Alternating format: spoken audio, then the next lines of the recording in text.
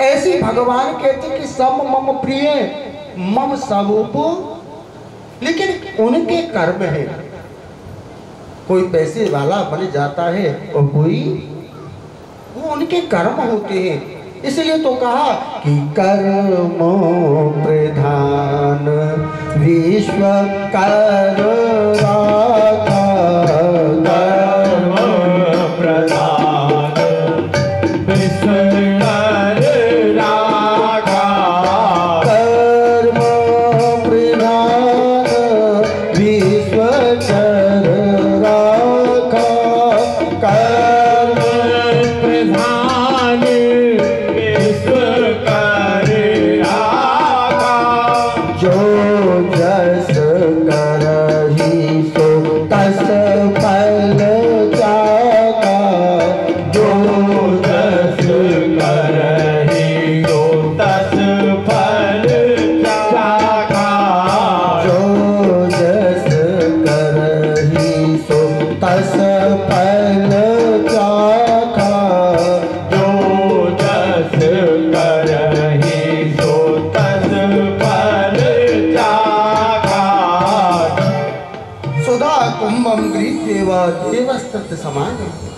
सभी देवता अमृत कलश लेकर के गए और सुखदेव जी से कहा महाराज एक काम कीजिएगा। बोले क्या करें?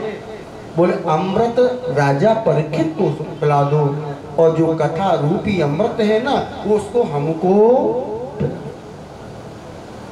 इस जगह सुखदेव जी महाराज को हंसी आ गई कि आपको देवता किसने बनाया? आपको देवता? बोले क्यों? बोले आप तुलना नहीं जानते। एक कांच की यदि तुलना किसी मणि से की जाए तो कांच और मणि बराबर हो सकती है क्या? बताओ, हो सकती है? हाँ, हो सकता है कि देखने में ऐसी एक सी हो, लेकिन दोनों के अलग अलग नियम हैं, अलग अलग कार्य हैं। एक पिता माता के 4 पुत्र होते हैं, लेकिन चारों पुत्रों के कर्म हैं वो अलग अलग क्यों होते हैं? इसलिए होते हैं कि चारों का कर्म अलग अलग होता है, उनके संस्कार पूर्व जन्म के वो अलग अलग होते हैं। हम कोई साधारण नहीं है, ध्यान रख लेना। हम कोई साधारण नहीं है जो हमको बरसाने का बास। कितने जन्मों तक किशोरी जी की तपस्या की होगी आगा करके, कितने जन्मों पर कितनी परिक्रमा लगाई होंगी राधा रानी की, कितनी डंडोती लगाई होंगी। और आते होंगे ना, परिक्रमा लगाते होंगे ना, तो कोई से बोलते हो ना होंगे, बस यही कहते होंगे कि बरसाने का वास दे दो राधा रानी। क्या कहते होंगे?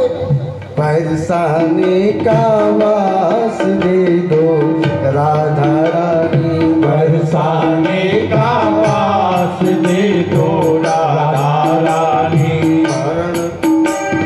बरसाने का वास दे दो राधा रानी, बरसाने का वास दे दो राधा रानी, महारानी राधा रानी, राधा रानी महारानी, राधा रानी महारानी, राधा रानी महारानी, चरण कमल का वास दे दो राधा रानी, चरण कमल का वास दे दो राधा। आकर के यही कहा होगा ना, यही कहा होगा, तब आपको बरसाने का बास मिला। अब बताओ कि बरसाने का बास लेकर के हम क्या पा रहे हैं? क्या पा रहे हैं? कैसे इतने लोग होंगे जिनको कई साल राधा रानी के द्वारे पे जाए होंगे, कई साल। राधा रानी ने कहा कि बास मिल गया, अब क्या करोगे? क्या करोगे? बोले महाराज गृहस्थ का पालन करेंगे। ये कर्म ही तो है। हम देखते हैं ना, जीवन में यदि आपको सुखी जीना है तो 2 चीज याद रख लेना। यदि जीवन को सुख से काटना हो तो 2 चीज याद रख लेना, बस जीवन सुखी हो जाएगा। आप कहोगे कि 2 चीज क्या है? एक तो किसी के सुख को देख करके दुखी मत होना। एक तो जीवन में किसी के सुख को देख करके दुखी मत होना, और यदि कहीं मन में गिलानी आ जाए कि हमारे पास ये नहीं है, हमारे पास ये नहीं है, तो ऊपर वालों को मत देखना, पैसे वालों को मत देखना। कभी जाकर के झोंपड़ी में देख लेना कि बेचारे ना कूलर है ना पंखा है, आराम से गिट्टियों पे पड़े हैं, और जो मिल जाए वो बीन बीन के रोटी खाते हैं, उनको देख लेना। जीवन अपने आप सुधर जाए, किसी की जाने की जरूरत नहीं होती। यदि देखना है तो अपने नीचे वालों को देखो, अपने ऊंचे वालों को मत देखो कि ये हेलीकॉप्टर में घूमता है, ये गाड़ी में घूमता है, इनको मत देखो। लेकिन वो जिंदगी भर जो कड़ी धूप में जो नंगे पैर जाता है, उसको भी देख लेना कि वो कड़ी धूप में गर्मी में पैर जल रहे हैं, लेकिन वो चला ना, उसको देख। ये भागवत धर्म सिखाता है हमारा। देवताओं से कहा कि कहाँ आप एक कांच की तुलना मणि से करते हो, आपको नजर नहीं आता? ये भागवत महापुराण एक मणि है, और ये अमृत है ना, वो कांच के समान है। कांच कैसा होता है कि हाथ से छूट गया तो टूट जाएगा, और मणि जीवन में कभी टूटती नहीं, और जो टूटती नहीं है ना, वो ठाकुर जी को प्रिय होती है कि नहीं होती? वो सदैव प्रिय होती।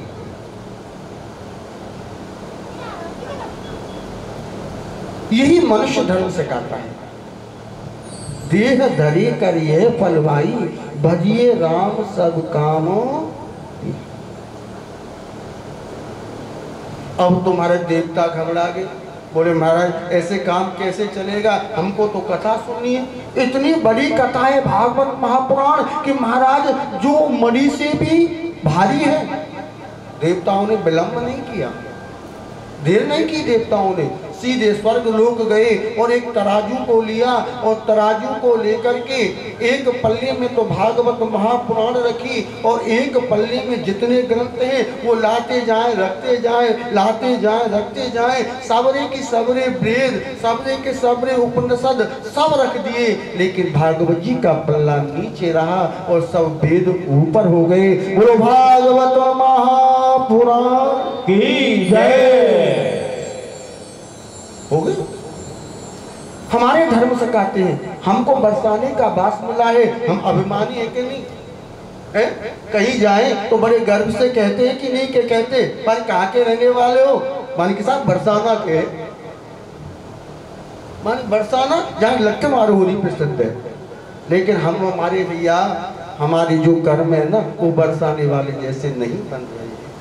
यदि बरसाने वाले बनना है आपको, क्योंकि बरसाने की कथा है, यदि आपको बरसाने वाला बनना है तो आप केवल भजन करो या मत करो, माला झोरी ले या मत लो, आपको जीवन में सहज ही उद्धार हो जाएगा। आप केवल 3 चीज परिवर्तन कर लो जीवन में। आज की डेट में सबसे प्रिय क्या है बताओ? सबसे प्रिय क्या है आज की डेट में मनुष्य को? कौन सी चीज है बताओ? मोबाइल, जिसको एक क्षण नहीं छोड़ता है। यदि एक पल भी इधर से उधर हो जाए तो मारे भटका। अगर आदमी चला जाए, बस में बैठ जाए, गाड़ी चलाने लग जाए और मोबाइल की याद आ जाए तो वह बैक हो जाता है, पर मोबाइल देखो, ये मोबाइल देखिए, यही होता है ना। सबसे प्रिय क्या है? आजकल छोटे छोटे है ना, उनको भी शांत करने के लिए मैया मोबाइल देती है। बोले हवन करा रहे, बोले रो रो पंडित जी, 1 मिनट रोको, मैं मोबाइल दिया हूँ, चुप रह जाए। सबसे प्रिय क्या है? मोबाइल। इसमें सबसे ज्यादा कॉल आती है कि नहीं आती? सबसे ज्यादा कॉल आती है। आप एक काम करो कि हेलो कहना बंद कर दो और राधे राधे कहना चालू कर दो, उसी में कल्याण हो जाएगा। बस केवल हेलो कहना बंद कर दो, बस कोई का फोन आए ना तो बस कहो राधे राधे, गांठ बांध लो। हेलो, बिल्कुल हेलो क्या उद्धार कर सकता है बताओ? क्या कल्याण कर सकता है? क्या सदमार्ग में ले जा सकता है? बताओ ले जाएगा क्या? लेकिन जब राधे राधे आप कहोगे तो सामने वाले को भी 2 दफे राधे राधे कहना पड़ेगा। पड़ेगा कि नहीं पड़ेगा? जब सामने वाला भी राधे के राधे कहेगा तो महाराज जो पहले राधे राधे करता है ना, तो हमारा 2 दफे आपने की और 2 दफे उसने की, तो एक उसका मिल गया और 2 अपने हो गए, तो 3 दफे नाम। और यदि 100 फोन आ गए तो हमारा कितनी दफे हो गया? 300 दफे नाम हो गया। भजन करने की इतने बड़े हम जन्म हमने श्री धाम बरसाना में लिया है कि हम प्रातः काल यदि घर से बाहर निकल जाए तो हमको ठाकुर जी का नाम अपने आप कानों में चला जाता है। 4 बजे जगो ना तो कैसे ध्वनि आती है? राधे राधे की आती है कि नहीं आती? बस ध्यान लगा करके सुन लो, कान पावन हो जाएंगे। केवल इस मोबाइल में राधे राधे कहना प्रारंभ कर दो, भजन अपने आप ही हो जाएगा कि नहीं? क्योंकि सबसे पहले जो अपने से सबसे प्रिय होता है उसको सुधार दो। बस सबसे पहले कौन सुधारना चाहिए?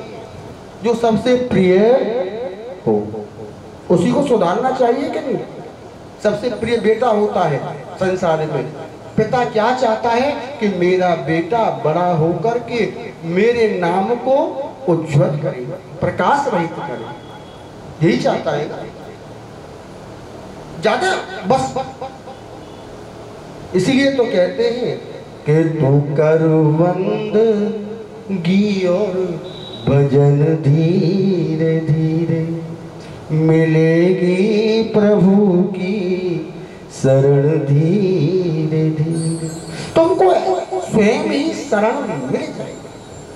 केवल 2-3 चीजों को, एक कौन सा हो गया?